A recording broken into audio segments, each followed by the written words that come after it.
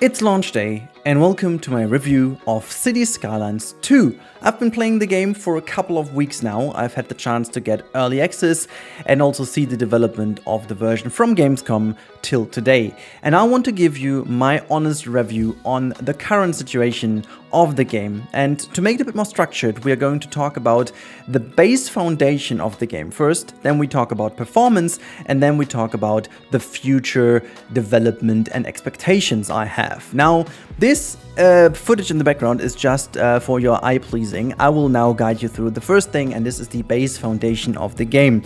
In order to make this review very honest, I want to make sure that we all put ourselves now in a mindset to compare the game not only to the very highly modded version of Cities Skylines 1, but actually to the vanilla version of Cities Skylines 1 with a couple of DLCs maybe, but you could also go all the way back to the vanilla version. Now, this is the fair comparison in my opinion, because we have to understand that this game is at its beginning of its life stage. Just to give you the right mindset to basically find out where my review sits. I think the biggest pro of this game is that the core foundation of the game is so much stronger and so much better than from the original game, and none of the DLCs could change anything about this, because the core of a game, the intuitive controls, how stable they are, how easy they are to use, how nicely they're executed is something very hard to change along the way. And this is something you don't see from footage. This is something you just only experience while playing. Now you have to understand, I'm talking about these little things, like the little feedback you get from placing down roads, the little feedback you get from the different snapping options, how a building plops to a certain area, the little feedback you get when you place down, for example, facilities and connect them with each other, or the little feedback you basically get from changing things in your city, how traffic flow is, changed when you put down public transport, for example. And I think this is the first thing we really need to talk about. This whole game feels so much more stable as the first one. And this is really down to a lot of the tools being now very much improved in comparison to the first one. Whether that's being how the energy works, how the network controls work, how the streets work, how the public transport work.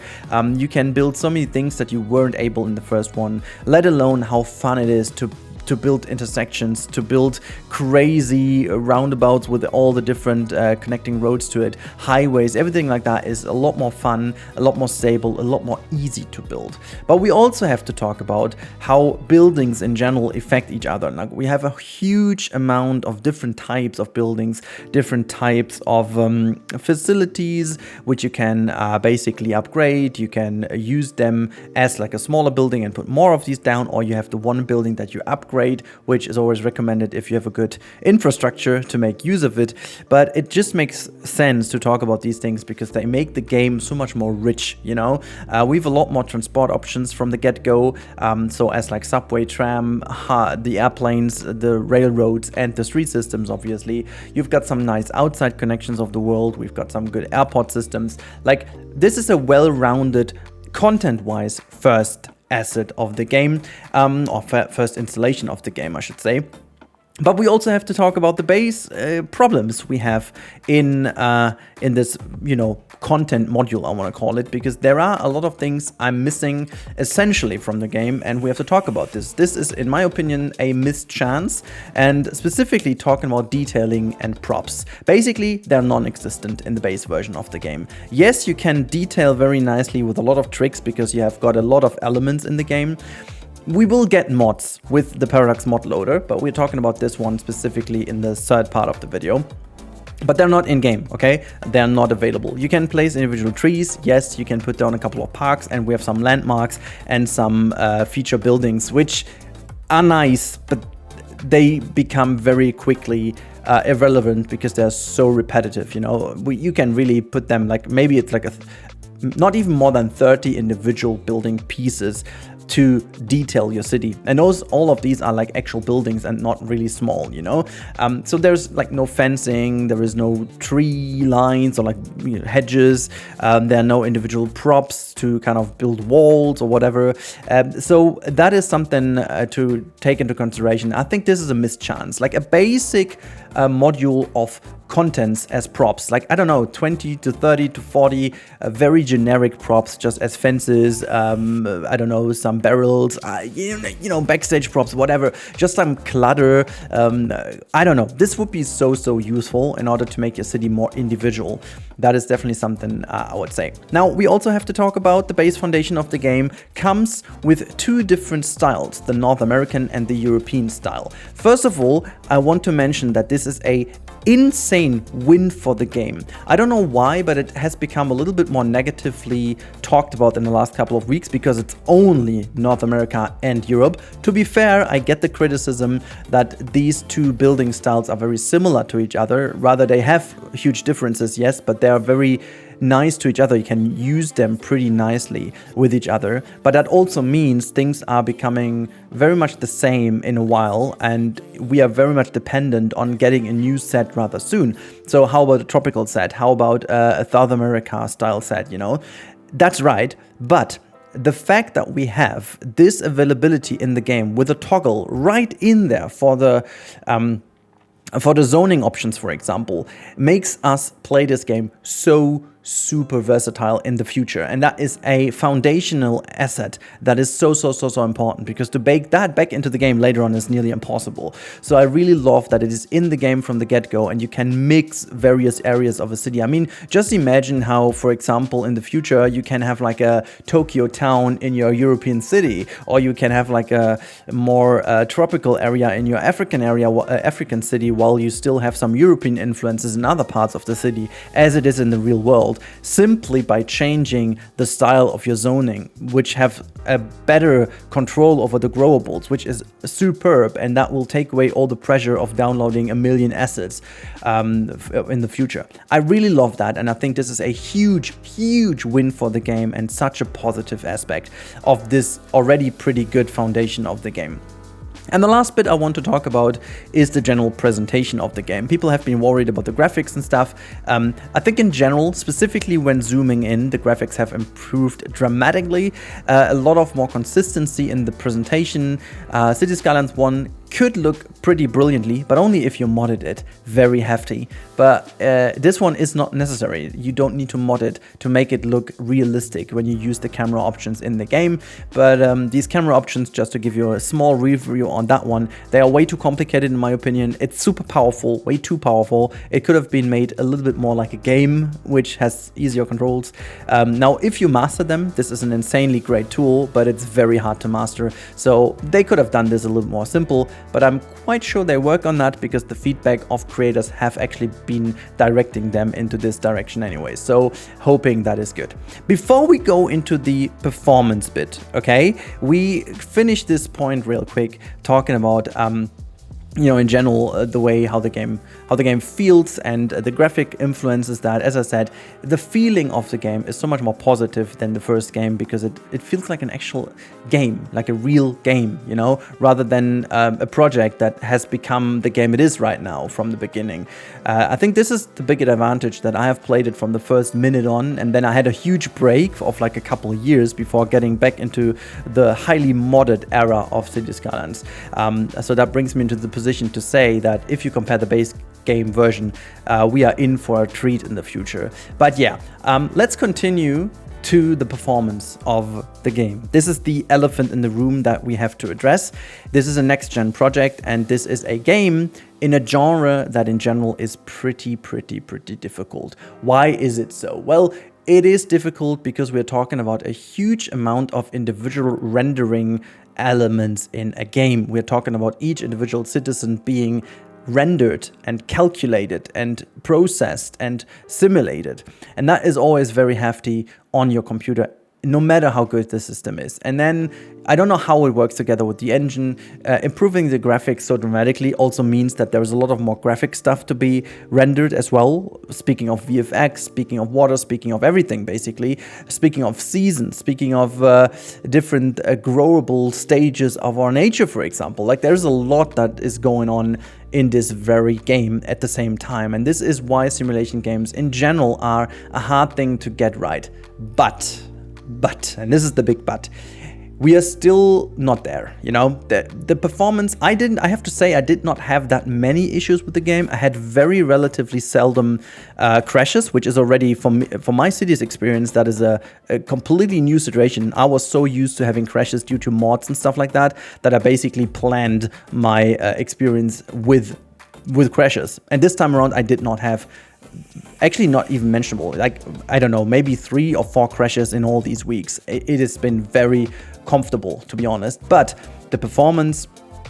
and especially if your city grows a little bit more, or if you want to stream, for example, simultaneously, is very much a stretch. And I'm saying that with a very good rig. You can see my specs in the comments, in the description if you want to. They are quite beefy, you know, except the graphics card maybe, but the rest is pretty beefy. And it's still, after like, I don't know, 10k plus population, it's very much down to the 20-ish FPS, and there is really no real recovery. And it's even, depending on which season you are in, it's worse. So they have to work on that, to be honest. And yes, I'm speaking on all settings on high, so you know, it's really mentioning if you want to play the game, and this game looks beautiful. If you play it on high, you want to play it on high, and this is why I think it's a good point if they would focus on improving that.